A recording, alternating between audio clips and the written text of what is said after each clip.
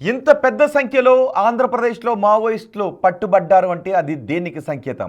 అసలు మావోయిస్టుల action plan ఏంటి? ఆపరేషన్కి కగార్ వ్యతిరేకంగా ఆంధ్రప్రదేశ్లో ఏదైనా దాడులకు పాల్పడబోతున్నారనే చర్చ పెద్ద ఎత్తున జరుగుతుంది. ఇదే అంశంపై ఇప్పుడు మనం చర్చించబోతున్నాం. ఈ చర్చలో మనకు అందుబాటులో ఉన్నారు మాజీ మావోయిస్టు జంపన్న, అలాగే మల్లయ్య, రిటైర్డ్ డీసీపీ, ఇక చిరకా చంద్రశేఖర్ పౌర హక్కుల సంఘం నేత. ముందుగా మనం జంపన్తో మాట్లాడదాం. జంపన్ గారు నమస్తే అండి. నమస్తే, చెప్పండి. జంపన్ గారు, ఇటీవలి కాలంలో మావోయిస్టులకు ఎదురు దెబ్బలు తగులుతున్నాయి. కేంద్రం అనుకున్న డేట్కి మావోయిస్టులను పూర్తిగా ఏరేస్తామంటూ చెబుతూ ఉంది. అదే సమయంలో ఆంధ్రప్రదేశ్లో పెద్ద ఎత్తున మావోయిస్టులు పట్టుబడుతున్నారు. అటు విజయవాడ, ఏలూరు, ఎన్టీఆర్ జిల్లాలో పెద్ద ఎత్తున మావోయిస్టులు పట్టుబడ్డారు. ఏంటి ఇది, దేనికి సంకేతం అనుకుంటున్నారు మీరు? ఇప్పుడు మావోయిస్టు పార్టీ గత సంవత్సరం కాలం నుంచి చాలా తీవ్రమైన నష్టాలు పొందుతున్న విషయం అందరికీ తెలిసిన విషయమే. వాళ్ళు ఎన్కౌంటర్లో చనిపోతున్నారు, తర్వాత సరెండర్ అవుతున్నారు. ఈ రెండు పరిణామాలు ఇవి జరుగుతున్న క్రమం లోపట ఇప్పుడు ఈరోజు ఉదయం Iduma battalion commander, CC member, తర్వాత దండకరణ్య సెక్రటరీ ఇడుమ ఏదైతే అంటే ఉదయం ఎన్కౌంటర్లో చనిపోయింది అనేది ఉందో ఆ వార్తను గమనిస్తే వాస్తవంగా అది మొత్తంగా పరిశీలిస్తే అంటే రెండు మూడు రకాలుగా, నేను ఒక్కటిగా చెప్పడం లేదు. అది వాళ్ళు కొత్త డ్రెస్సులు వేసుకునే విషయం కానీ, లేదా దండకారి నుంచి పోయి అక్కడ అంటే అల్లూరు జిల్లాలో ఒకటి అసలు ఆ ప్రాంతంలో పార్టీ కూడా లేదది, చాలా కాలమే క్రితమే అది లేదది. కాబట్టి అక్కడ వాళ్ళు ఎన్కౌంటర్ కావడం కానీ, తర్వాత దొరికిన ఆయుధాలను కానీ గమనిస్తే ఏంటంటే వాళ్ళు పట్టుకొని చంపబడ్డరనే విషయాలు అక్కడ చాలా స్పష్టంగా అర్థమవుతున్నాయి. కాబట్టి ఈ విషయాలను మరొక వంక ఇప్పుడు ఈరోజు విజయవాడలో కూడా 30 మంది, 40 మంది, 20 మందిని ఏదైతే చెప్తుండ్రో దీనికి దానికి సంబంధం ఉంది. ఈ సంబంధం ఏంటంటే ఇడుమాయే కాదు, అంటే గత కొంత కాలం లోపట మావోయిస్టు పార్టీ అక్కడ దాడుల మూలంగా అనారోగ్యంగా ఉన్న వాళ్ళను సరెండర్ కమ్మని చెప్తుంది. తర్వాత అదే రకం కూడా కొంతమంది ఇతర ప్రాంతాలకు పోయి కూడా సరెండర్ కమ్మని కూడా చెప్తుంది అది. కాబట్టి దాంట్లో భాగంగా అంటే ఈ 30 మంది రావడం అనేది ఉందో, ఈ గుంపు రావడం అనేది ఉందో, ఇది ఏ యాక్షన్ల కోసం కాదు, ఇది చాలా తప్పుడు ప్రచారం. ఇది యాక్షన్ల కోసం వచ్చే వాళ్ళు ఇద్దరో, ముగ్గురో, నలుగురో వస్తారు. వాళ్ళ వాళ్ళ యొక్క యాక్షన్ టాలెంట్ని బట్టి పంపుతారు తప్ప ఎవరిని పడితే వాళ్ళను అంటే ఇప్పుడు చాలా మందిని గమనిస్తే వాళ్ళందరూ కూడా అంత మిలిటరీ టాలెంట్ ఉన్న వాళ్ళే కారు, రేపు ఎట్లా ప్రకటిస్తారు.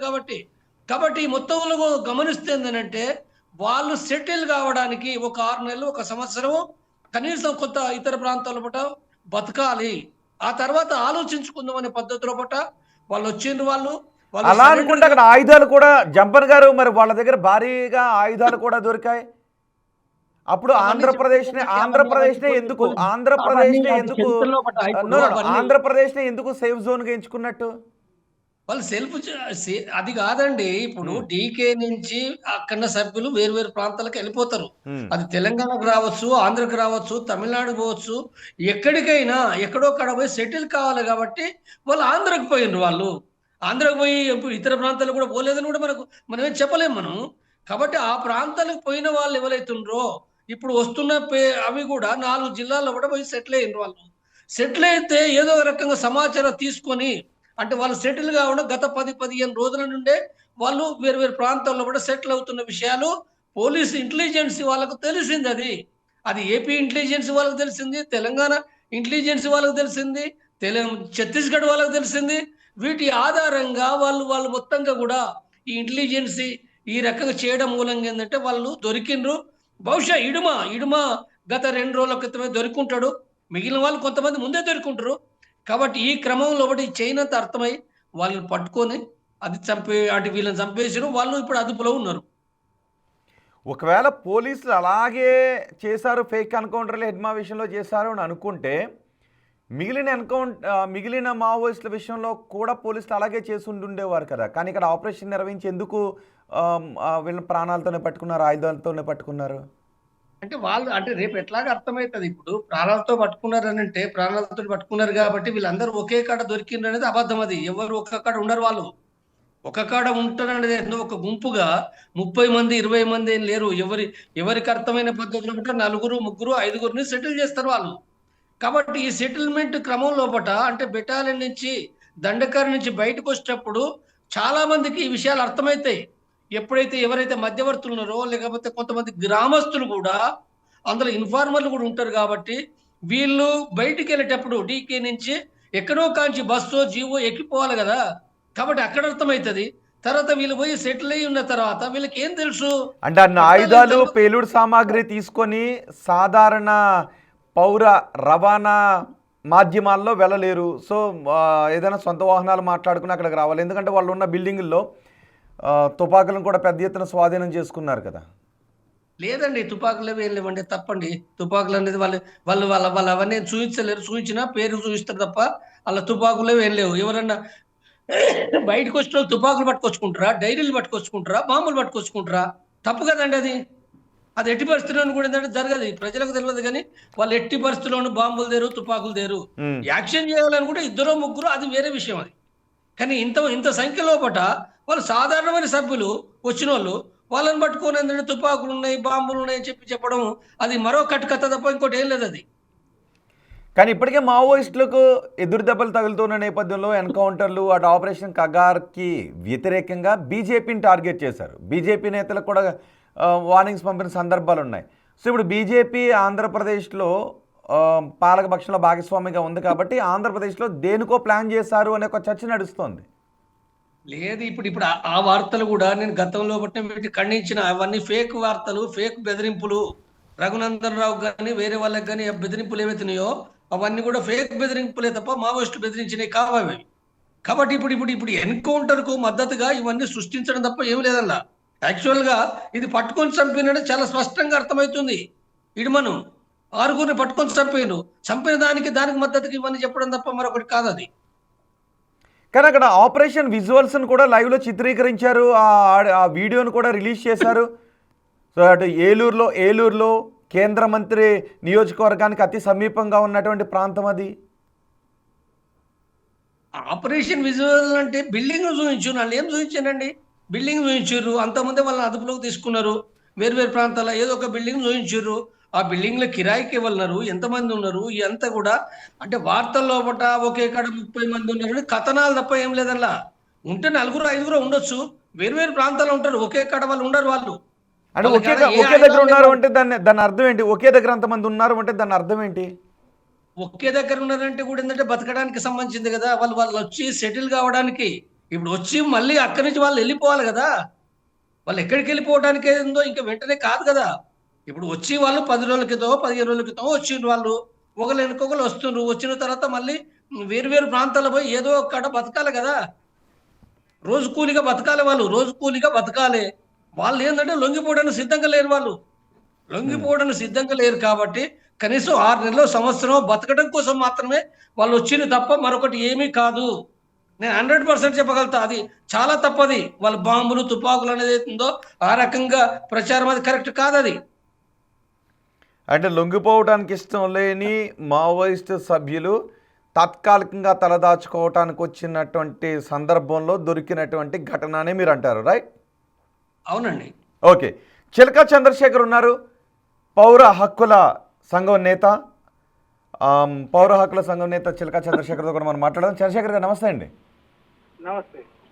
చంద్రశేఖర్ గారు, ఆంధ్రప్రదేశ్లో భారీగా మావోయిస్టులు పట్టుబడుతున్నారు. అది కూడా విజయవాడ, కృష్ణా, ఏలూరు ఈ ప్రదేశాల్లో భారీగా పట్టుబడ్డారు. ఎలా చూడాలి దీన్ని? దాదాపు విజయనగరం, కాకినాడ, ఏలూరు, ఎన్టీఆర్ జిల్లా, కృష్ణా జిల్లాలో 72 మంది వరకు కూడా పోలీసులు అదుపులో తీసుకున్నారు అని చెప్పేసి మీడియాల కథనం. అవును. అయితే విజయవాడకు సంబంధించి కానూరు, ఆటో నగర్కు సంబంధించిన చోట చాలా మంది వివిధ రాష్ట్రాల నుంచి వలస కూలీలు వచ్చి పనిచేస్తూ ఉంటారు. ఆ వలస కూలీలు వచ్చి పనిచేస్తూ ఉంటే రేపు వాళ్ళని అదుపులోకి తీసుకున్నాము అని చెప్తున్న వాళ్ళని మీడియా ముందు ప్రదర్శిస్తే గాని కనీసం వాళ్ళు సిపిఐ మావోయిస్టు సభ్యుల లేకపోతే వలస కూలీల అనేది తేలదు. అంటే వలస కూలీల్ని పోలీసులు మావోయిస్టులుగా చూపించి అదుపులోకి తీసుకునేంత తప్పిదం చేస్తారా? వాళ్ళు చేసేదే తప్పిదాలండి. అంటే మొత్తం వలస కూలీలను నేను అనను, కానీ ఆ అవకాశాలు కూడా ఉన్నాయి. స్వామి వాళ్ళు చూపించాలి కదా, కోర్టు ముందు చూపించాలి, లేదా మీడియా ముందు చూపించాలి. వాళ్ళు ఫలానా వాళ్ళు అని చెప్పేసి అది చూపించలేదు. అంటే బహుశా ఈ రోజే తీసుకున్నారు కాబట్టి ఖచ్చితంగా చూపిస్తారు, చూపించాల్సిన అవసరం కూడా ఉంటుంది. విత్ ఇన్ 24 అవర్స్లో మేబీ కోర్టులో ప్రొడ్యూస్ చేస్తారేమో. ప్రొడ్యూస్ చేయాలని చెప్పేసి మేము అన్న విజయవాడ జస్ట్ 5 కిలోమీటర్లు లేదా 6 కిలోమీటర్లు కానూరు, కోర్టు కింద దూరం కోర్టు 6-7 కిలోమీటర్లు. అదుపులో తీసుకున్న వాళ్ళని వాళ్ళు అరెస్ట్ చూపించి ఆ తర్వాత అయినా వాళ్ళు పోలీస్ కస్టడీ కోరొచ్చు. కాబట్టి పోలీస్ కస్టడీలో ఇంట్రాగేషన్ లేకపోతే ఇన్వెస్టిగేషన్ పర్పస్ గా చేయొచ్చు. కానీ వాళ్ళు ప్రొడ్యూస్ చేయకుండా ఉన్నారు అని అంటే అనుమానాలు కలుగుతున్నాయి. ఏం అనుమానాలు కలుగుతున్నాయి? కూలీలేనా లేకపోతే ఏదో చేయబోతున్నారు అనా? ఏం చేయబోతున్నారు? నిన్నటిదాకా విజిలెన్స్ లో ఉన్నారు, లేకపోతే 28వ తారీఖు నుంచో లేకపోతే 10 రోజుల నుంచో వాళ్ళు అక్కడ అద్దెకి తీసుకొని ఉంటున్నారు అని చెప్పేసి మీడియాలో మాట్లాడారు. మరి 10 రోజుల నుంచి వాళ్ళు అద్దెకి తీసుకొని ఉంటా ఉంటే వాళ్ళు ఎందుకు పట్టుకోలేదు? మరి వాళ్ళకైనా నిఘా ఉంది అంటున్నారు కదా, మాకు పక్కా సమాచారం ఉంది, పక్కా నిఘా ఉంది అంటున్నారు, వాళ్ళు పట్టుకోవచ్చు కదా. మరి ఈ రోజు పట్టుకున్నది అదే కదా చంద్రశేఖర్ గారు. కూడా ఎందుకు పట్టుకున్నారంటే అక్కడ హిడ్మా అనే ఆయన్ని ఒక ఫేక్ ఎన్కౌంటర్ చేసి ఆ ఎన్కౌంటర్ లో ఒక దళంలో 8 మంది ఉన్నారని చెప్పేసి కౌంట్ 6 ఉన్నారని చెప్పేసి కౌంట్ కోసం ఆ హిడ్మా యొక్క మిస్సెస్ సహచర్య ఏవైతే ఉన్నారో రాజే ఆమెని ఇంకొంతమందిని చంపేసి పోలీసులు అదుపులో ఉన్న వాళ్ళని చంపేసి ఇప్పుడు అదే టైంలో ఇక్కడ కూడా రైడ్ చేసినట్టు పోలీసులు క్రియేట్ చేస్తా ఉన్నారు. వాస్తవానికి ఒకవేళ హిడ్మా కూడా వీళ్ళతో పాటు విజయవాడలో కానూరులో ఉన్నవాడిని అక్కడ తీసుకెళ్లి టైం ఫిక్స్ చేసి రెండు ఒకేసారి జరిగినట్టు చేయడానికి అవకాశం ఉంది. అంటే ఆల్రెడీ ఆ బిల్డింగ్ లో వాళ్ళని అప్పుడే తీసుకువెళ్ళి 10 రోజుల క్రితం ఉంటున్నట్టుగా సీన్ క్రియేట్ చేశారని మీరు అంటారు, రైట్? 10 రోజుల క్రితం నుంచి ఉంటున్నారని చెప్పి కొన్ని రోజుల క్రితం నుంచి. ఒకవేళ అలాగంటే చుట్టుపక్కల వాళ్ళు ఉన్న వాళ్ళ సాక్ష్యం ఉంటుంది, లేదు హౌస్ ఓనర్ ఎప్పుడు రెంట్కి ఇచ్చాడు అనే వివరాలు కూడా ఉంటాయి. సో అప్పారావు అనే హౌస్ ఓనర్ ని వాళ్ళు పోలీసులు తీసుకెళ్లి మాట్లాడారు అని చెప్పేసి మీడియాలోనే కథనాలు వచ్చాయి. వాళ్ళు 10 రోజుల క్రితం వచ్చారు, జాయిన్ అయ్యారు అని చెప్పేసి చెప్పారు అని చెప్పేసి కూడా వచ్చాయి. వాళ్ళు వలస కూలీలుగా వచ్చి అడిగితే మేము ఇచ్చామని చెప్పి కూడా ఆయన చెప్పినట్టు కూడా మీడియాలో వచ్చింది. అదే వాళ్ళు ఓకే, మీరేం నమ్ముతున్నారు? వాళ్ళు వలస కూలీలు అనుకుంటున్నారా, మావోయిస్టులు అనుకుంటున్నారా? మేము ప్రొడ్యూస్ చేసే వరకు కూడా వాళ్ళని అనుమానిస్తున్నాం. వలస కూలీలు ఉండొచ్చు, వాళ్ళు కూడా ఒకరిద్దరు ఉంటే ఉండొచ్చు. ఓకే, అంటే అందులో మావోయిస్టులు ఉండొచ్చు. ఇన్ని చోట్ల దాడులు చేసి ఎంతమందిని అదుపులోకి తీసుకున్నారంటే మావోయిస్టులు. అంటే ఆంధ్రప్రదేశ్లోనే కొన్ని మిగతా పక్క రాష్ట్రాలు కదా, ఆంధ్రప్రదేశ్లోనే ఇంతమంది అన్ని జిల్లాల్లో రౌండప్గా ఉన్నారు అంటే, ఇటు వెస్ట్ నుంచి ఈస్ట్లో ఇన్ని జిల్లాల్లో రౌండప్గా ఉన్నారు అంటే దేనికి సంకేతం అనుకోవాలి? కొన్ని అనుమానాలు వ్యక్తం చేస్తున్నారు, ఏదో పెద్ద టార్గెట్ ప్లాన్ చేశారు అని. వాళ్ళని జంతువులు వెంటాడుతూ ఉంటే ఒక రాజ్యాంగం లేదు, ఒక జీవించే హక్కు లేదు, మాట్లాడే వాళ్ళ మీద ఊపా కేసులు పెడతారు. అట్లాంటప్పుడు వాళ్ళు తలదాచుకోవడానికి వచ్చి ఉండొచ్చు. దేనికి సంకేతాన్ని? వాళ్ళు నేరం చేయడానికి వచ్చారా? నేరం చేయడానికి వస్తే వాళ్ళ మీద నువ్వు ఎందుకు కేసులు పెట్టలేదు? 10 రోజుల క్రితం వచ్చా వాళ్ళ మీద? నీకు పక్కా సమాచారం ఉందని చెప్తున్నావు, సమాచారం ప్రకారం కేసులు పెట్టాలి కదా. తీసుకుపోయి మనుషుల్ని పిట్టలు కాల్చినట్టు చంపేసి వేటాడుతూ ఉంటే వాళ్ళు ఎక్కడో చోట తలదాచుకోవాలి. మైదాన ప్రాంతాలు అయితే సేఫ్ అనుకున్నారేమో. మైదాన ప్రాంతాలు అడవికి ఏ మాత్రం తేడా లేదు. ఎక్కడైనా కానీ పట్టుకొని కాల్చి చంపటమే. ఇంక రాజ్యాంగం మీద ప్రమాణాలు ఎందుకంటే రాజ్యాంగం మీద ప్రమాణం చేసి మేము ముఖ్యమంత్రులు అవుతాం లేదా ఉప ముఖ్యమంత్రులు అవుతాం, ప్రశ్నించే దానికే మేము పుట్టామని చెప్పి ఒకవైపు చెప్తా ఉన్నారు, ఇంకొక వైపు మనుషులు కాల్చి చంపుతా ఉన్నారు. ఇక్కడ వాళ్ళు ఏ నేరం చేశారని కాల్చి చంపారు, ఏ నేరం చేశారని చెప్పేసి వాళ్ళని అదుపులో తీసుకున్నారు.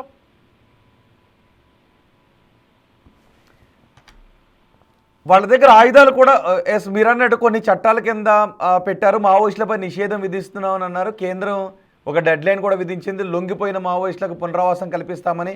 సో మీరు ఏ నేరం చేశారు అని మీరు అంటూ ఉన్నారు, కానీ ఇంకా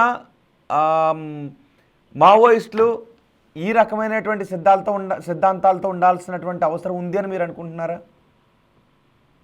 ఏమండి, ఎవరు ఏ సిద్ధాంతాన్ని నమ్ముతారో ఆ సిద్ధాంతం కోసం పనిచేస్తారు. అయితే మనం వాళ్ళ పట్ల ఎట్లా వ్యవహరిస్తున్నాం? ప్రభుత్వం బాధ్యతాయుతంగా వ్యవహరించాల్సిన అవసరం ఉందా లేదా? చట్టబద్ధంగా వ్యవహరించాల్సిన అవసరం ఉందా లేదా? రాజ్యాంగబద్ధంగా వ్యవహరించాల్సిన అవసరం ఉందా లేదా? మనం దాన్ని ఉల్లంఘిస్తున్నామా లేదా కాపాడుతున్నామా? నువ్వు ప్రతి నిమిషం ప్రతి అడుగు కూడా ఉల్లంఘన జరుగుతా ఉంది. ఇప్పటి వరకు కూడా 1 సంవత్సరం పాటు కగార్ ఆపరేషన్ పేరుతో దాదాపు 720 మందిని కాల్చి చంపితే ఒక సిట్టింగ్ జడ్జి చేత ఎందుకు విచారణ జరిపించరు? సిట్టింగ్ జడ్జి చేత న్యాయ విచారణ జరిపించండి. అవి ఫేక్ కాదో తెలుస్తుంది. గర్భిణీ స్త్రీలను చంపుతారు, 6 నెలల పసిపిల్లలను చంపుతారు, ఎన్కౌంటర్ అంటారు. కళ్ళు కనపడని చెప్పి కనపడని అనారోగ్యంతో ఉన్నటువంటి మావోయిస్టుని చంపుతారు. 2 సంఖ్యల్లో కర్రలు పెట్టుకున్నటువంటి 60 ఏళ్లు పైబడినటువంటి సిపిఐ మావోయిస్టులు అని చెప్పేసి తల చంపుతారు. అడిగేవాళ్ళు లేడని. ఇప్పుడు వీళ్ళు ఏదైతే అంటే కేంద్రం అంటుంది, బీజేపీ నాయకులు అంటున్నారు ఆయుధాలను పట్టుకుని తిరగడం ఇది చట్టమైనటువంటి పని. అండ్ గిరిజన ప్రాంతాల్లో, అటవీ ప్రాంతాల్లో అభివృద్ధిని అడ్డుకుంటున్నది మావోయిస్టులు అని కేంద్ర ప్రభుత్వం అంటుంది, అభివృద్ధికి ఆటంకాలుగా వివరణిస్తోంది. నెంబర్ 1 అభివృద్ధి నిరోధక శక్తి ప్రభుత్వం, సెంట్రల్ గవర్నమెంట్, ఆయా రాష్ట్ర గవర్నమెంట్లు ప్రజలు జీవించే హక్కును హరిస్తా ఉన్నారు. వాళ్ళకి ఎట్లా అంటే వాళ్ళకు ప్రమేయం లేకుండా వాళ్ళ కాళ్ళ కింద భూమిని లాగేసుకుంటా ఉన్నారు. ఎంఓయూల పేరుతో లాగేసుకుంటున్నప్పుడు వాళ్ళు ఏం కావాలి? కనీసం వాళ్ళ పొలాల్లో పోలీస్ జారాలు వేసేటప్పుడు వాళ్ళ పర్మిషన్ ఉండదు. వాళ్ళ భూముల్ని మైనింగ్ కప్పచెప్పేటప్పుడు వాళ్ళకి పర్మిషన్ ఉండదు. చట్టం ఏం చెప్తుంది? పీసా యాక్ట్ ఏం చెప్తుంది? పీసా యాక్ట్ ప్రకారం నువ్వు ఎందుకు వ్యవహరించవు?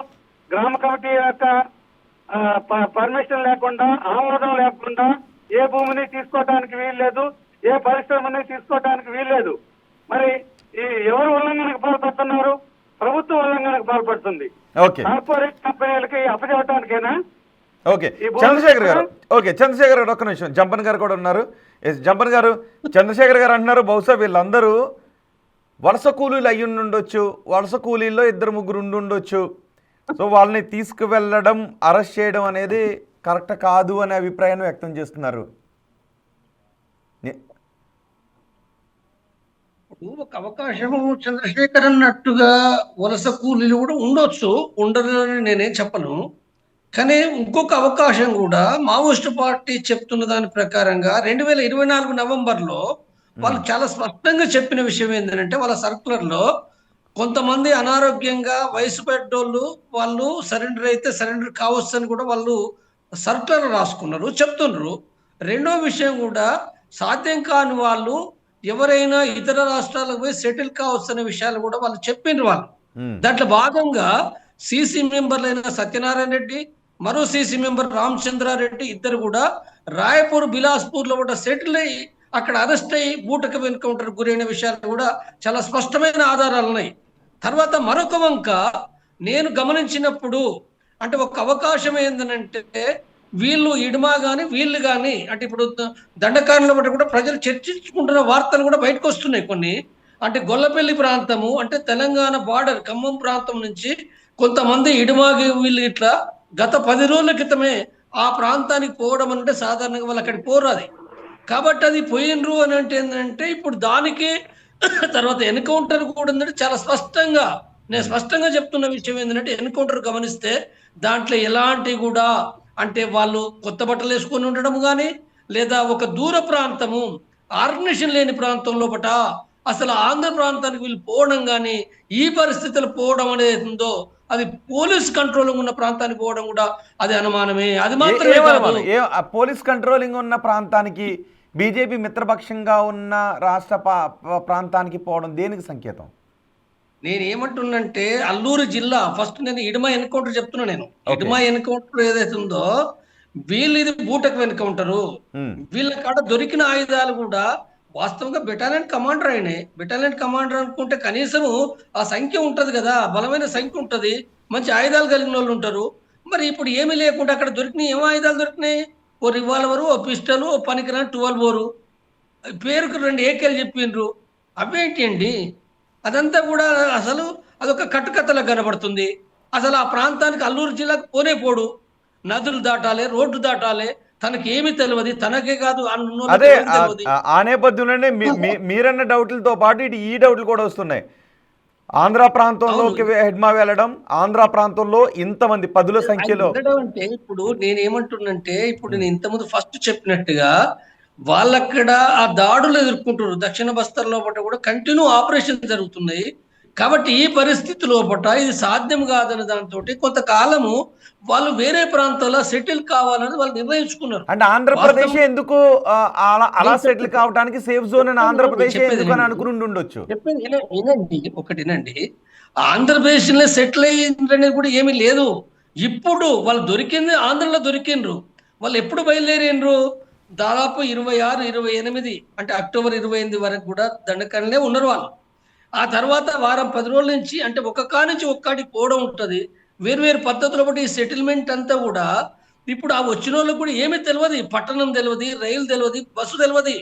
దాంట్లో వచ్చిన 99% మందికి వాళ్ళకి తెలవది. ఎవరిపైన ఆధారపడాలే? అంటే అప్పటికే వలస కూలీలుగా పోయిన వాళ్ళు వందల వేలాది మంది ఉన్నారు. ఆంధ్రాలో ఉన్నారు, తమిళనాడులో ఉన్నారు. కాబట్టి ఈ లింకులు పోయినప్పుడు అంటే ఆల్రెడీ వలస కూలీల్లో ఒకటి కూడా ఇన్ఫార్మర్లు ఉన్నారు. వలస కూలీల్లో కూడా ఇన్ఫార్మర్లు ఉన్నారు. ఇన్ఫార్మర్లను కాబట్టి కూడా వాళ్ళు మావోయిస్టులు చంపుతారుగా. ఆ? ఇన్ఫార్మర్లు అనే అనుమానం వచ్చిన వాళ్ళని కూడా మావోయిస్టులు చంపేస్తారుగా. ఎక్కడ చంపుతారండి? ఎంతమంది చంపుతారు? వేలాది లక్షలాది మంది ఉన్నారు ఇన్ఫార్మర్లను. వాళ్ళకి ఏం తెలుసు? ఎవరు ఇన్ఫార్మర్లో తెలియదు. వాళ్ళ చుట్టూ వాళ్ళకి సహకరించే వాళ్ళు ఎవరు ఇన్ఫార్మర్లో తెలియదు. ఎక్కడ నుంచి చంపుతారు వాళ్ళు? ఓకే, ఒక నిమిషం జంపన్ గారు. మల్లయ్య మాజీ డీసీపీ మనకు అందుబాటులో ఉన్నారు. మల్లయ్య గారు నమస్తే. నమస్తే అండి. మల్లయ్య గారు, హిడ్మా ఎన్కౌంటర్ బూటకం ప్రజా హక్కుల సంఘాలు చేస్తున్న ఆరోపణ ఇది. హిడ్మాన్ తీసుకొచ్చి కాల్చి చంపేశారు అని. అదే సమయంలో పదుల సంఖ్యలో మావోయిస్టులు ఉమ్మడి ఈస్ట్ వెస్ట్ గోదావరి జిల్లాలో పట్టుబడడం దేనికి సంకేతం అని మీరు అనుకుంటున్నారు? మీరెవరు మాట్లాడి మల్లయ్య గారు, మీరెవరు మాట్లాడి నేను రోహిత్ మాట్లాడుతున్నానండి. రోహిత్, ఇప్పుడు నేను ఏ సబ్జెక్టులో మాట్లాడి చెప్పండి.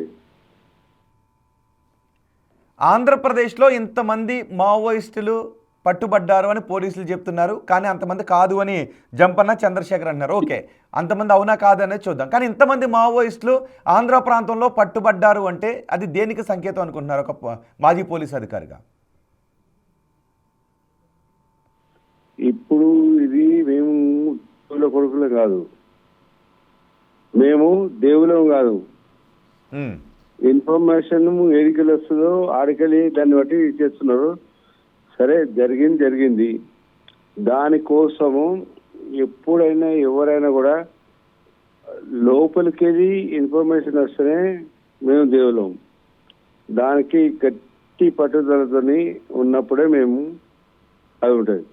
కానీ వాళ్ళ దగ్గరికి వెళ్ళి ఇన్ఫర్మేషనే మాకు ఒక గొప్ప విజయం.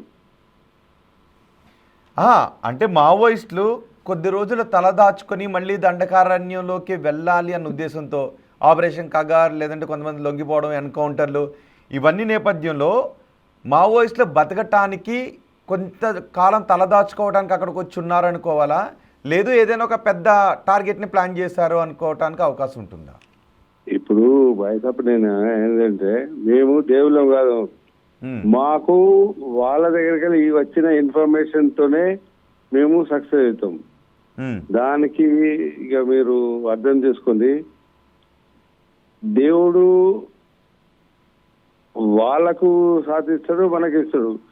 కాకుండా ఏంటంటే ఇప్పుడు అంతా వాళ్ళ దగ్గరికి కోవట్టు ఉన్నారు. లేదు, ఇప్పుడు ప్రజా సంఘాలు జంపన్న మాజీ మావోయిస్టు వ్యక్తం చేస్తుంది ఏంటి అంటే, హిడ్మాతో పాటు మీరు మావోయిస్టులందరినీ పట్టుకొని నిర్దాక్షిణ్యంగా కాల్చి చంపుతున్నారు, రాజ్యాంగ విరుద్ధంగా మీరు వ్యవహరిస్తున్నారు, తలదాచుకోవటానికి అక్కడికి వెళ్ళినటువంటి వాళ్ళ దగ్గర గన్సను పెట్టి మావోయిస్టులుగా ముద్ర వేస్తున్నారు. అందులో కొంతమంది వలస కూలీలు కూడా ఉన్నారు. బాయ్ సాబ్ ఒకటి చెప్పాలనా, ఉమ్, మేము హ్యూమానిటీలో ధర్మం ఉండే వ్యక్తులం. పోలీసు యూనిఫామ్ అంటే మాకు ఎవ్వరు చేతులు లేదు. కాకుంటే ఏంటంటే సిస్టాన్ని వాళ్ళ చేతులు తీసుకున్నప్పుడు వాళ్ళు సక్సెస్ అయ్యారు. కానీ ఇప్పుడు వాళ్ళ దగ్గరికి వెళ్ళి వీక్నెస్ ఎక్స్పైర్ అయిపోయింది. దానికి ఎవ్వరు ఏం చేయలేం. ఓకే జంపన్ గారు. ఆ. అదే ఇప్పుడు అంటే ఇప్పుడు మల్లయ్య గారు ఇంతకుముందు మీరు చట్ట మాట్లాడుతున్న వ్యతిరేకంగా పోలీసులు రాజ్యం వ్యవహరిస్తుంది అంటున్నారు. కానీ చట్టాన్ని చేతుల్లోకి తీసుకోవడం కరెక్ట్ కాదు. మీ దగ్గర నుంచి వచ్చిన ఇన్ఫర్మేషన్తోనే ఇంతమంది మావోయిస్టులను పట్టుకోగలిగామని మల్లయ్య అంటున్నారు. అంటే మావోయిస్టుల దగ్గర నుంచి వచ్చిన ఇన్ఫర్మేషన్తో ఆయన చెప్పేది ఒక అంశంలో కరెక్టే. అది పార్టీ లోపట లేదా గ్రామాల లోపట పార్టీ కోసం పనిచేసే దాంట్లో నుంచి కూడా కొవ్వట్లు ఉన్నారు, ఇన్ఫార్మర్లు ఉన్నారు. ఇన్ఫర్మేషన్ వచ్చినప్పుడు మేము చేస్తామని చెప్తుండ్రు. కరెక్ట్, అది 100% కరెక్ట్. అది ఇదొక విషయం. తర్వాత రెండో విషయం కూడా ఏంటంటే పోలీస్ అధికారులు, ఇప్పుడు పోలీస్ అధికారులు మేము చేస్తామనే దాంట్లో బట్ట ఆ సార్ చెప్పే దాంట్లో బట్ట వాస్తవంగా పాలసీలన్నీ అంటే ఆ సార్కు తెలిసిన విషయమే. నేను అంటే పోలీసులను నేను టార్గెట్ చేయను ఎప్పుడు కూడా. అధికారులు ఎవరైనప్పటికీ ప్రభుత్వ పాలసీల భాగంగా వాళ్ళు చేస్తారు. వాళ్ళు ఎన్కౌంటర్ చేయాలంటే చేస్తారు, లేకపోతే లేదు. ఉదాహరణకు చెప్పాలంటే ఇప్పుడు తెలంగాణ ఉన్నది. తెలంగాణలో ఒకటి కూడా గత 6 నెలల నుంచి ఇక్కడ తెలంగాణలో ఒకటి మావోయిస్టులు ఉన్నారు. మరి వీళ్ళు ఎన్కౌంటర్ చేయటం లేదు కదా. ఎందుకు చేయటం లేదంటే ప్రభుత్వ పాలసీ తీసుకుంది ఇక్కడ. ఇప్పుడు వాళ్ళ కదలికలు ఉన్నప్పటికీ కూడా, సరే కదలికలు తక్కువ అనేది వేరే విషయం, కానీ వీళ్ళు తీసుకున్న పాలసీ ఏంటంటే ఎన్కౌంటర్ చేయొద్దు అనేది ఇప్పుడు ఇక్కడ రేవంత్ రెడ్డి ప్రభుత్వం తీసుకుంది. కాబట్టి ఇప్పుడు ఇక్కడ అంటే ఈ పాలసీ ఏదైతుందో ఇప్పుడు ఇడుమ అక్కడ చంపబడ్డాడు. బూటకం చాలా క్లియర్ గా అర్థమవుతుంది ఎవరికైనా, పోలీసులకు కూడా అర్థమవుతుంది. సరే వాళ్ళు డ్యూటీలు ఉన్నారు కాబట్టి వాళ్ళు ఇప్పుడు అది నిజాలు చెప్తే వాళ్ళకు కొన్ని సమస్యలు ఉన్నాయి, ఉద్యోగాలు ఉంటాయి కాబట్టి వాళ్ళకి లేని సమస్యలు ఉంటాయి. వాళ్ళు చెప్పలేరు వాళ్ళు. కానీ వాళ్ళ అంతర్గతంగా వాళ్ళకి తెలుసు, విడివిడిగా మాట్లాడితే అన్ని చెప్తారు వాళ్ళు. కాబట్టి ఇక్కడ స్పష్టంగా అంటే మల్లయ్య గారిని కూడా నేను కోరేది ఏంటంటే ఇడుమాను పట్టుకొచ్చి చంపినరు వాస్తవంగా. సరే ఇడుమ చాలా యాక్షన్లు ఉన్నాడు, సరే అవన్నీ వేరే. అది రాజ్యాంగ ప్రకారం తప్ప ఒప్ప చర్చ వేరు, దాంట్లో నేను పోవటం లేదు. అది నేరమే అయినప్పటికీ కూడా అంటే ఒక రాజ్యాంగ ప్రకారంగా పట్టుకున్నప్పుడు నీకు దొరికినరు, కోర్టుకు హాజరుపరచు, కేసులు పెట్టు, జైలు పెట్టు. ఓకే రైట్ జంపన్ గారు. హిడ్మాని పట్టుకుని చంపారని మీరు అంటూ ఉన్నారు, కానీ పోలీసులు మాత్రం ఎన్కౌంటర్లో చంపామని అంటూ ఉన్నారు. సో దానిపైన విచారణ జరగాలి, నిష్పాక్షిక విచారణ జరగాలని మీరు అంటున్నారు. మరోవైపు ఆంధ్రప్రదేశ్లో పెద్ద ఎత్తున మావోయిస్టులు పట్టుబడటం కూడా కలకలం రేపుతూ ఉంది. ఇది దేనికి సంకేతం? ఎందుకు మావోయిస్టులు ఇంతమంది ఆంధ్రప్రదేశ్లో ఈస్ట్ వెస్ట్ జిల్లాల్లో, ఉమ్మడి తూర్పు పశ్చిమ గోదావరి జిల్లాల్లో ఉన్నారు అనే విషయంపై పోలీసులు ఆరాధిస్తున్నారు. వారందరినీ కూడా అదుపులోకి తీసుకున్నారు. Thank you very much Jampan గారు, thank you very much Mallaiah గారు, thank you very much Chandrashekar గారు. బిగ్ టీవీ డిబేట్లోకి వచ్చి ఆంధ్రప్రదేశ్లో పట్టుబడిన మావోయిస్టుల గురించి మీ అభిప్రాయాన్ని తెలియజేసినందుకు.